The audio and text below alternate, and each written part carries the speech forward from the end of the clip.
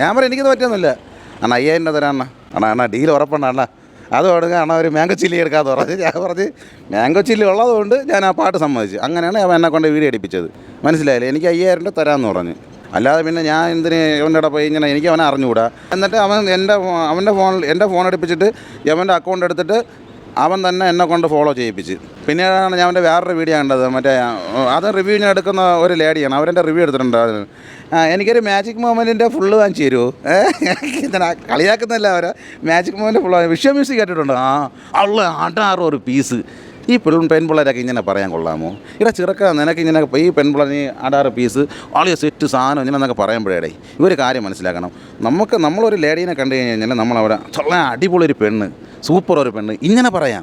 അപ്പോൾ നമ്മളെ സഹോദരിമാരാണ് അങ്ങനെ പറയുന്നുണ്ടെങ്കിൽ നമുക്ക് കേട്ടോണ്ടിരിക്കാൻ പറ്റൂടാ. അതാണ് ആദ്യം വിവരം എന്തെന്ന് പറയടാ.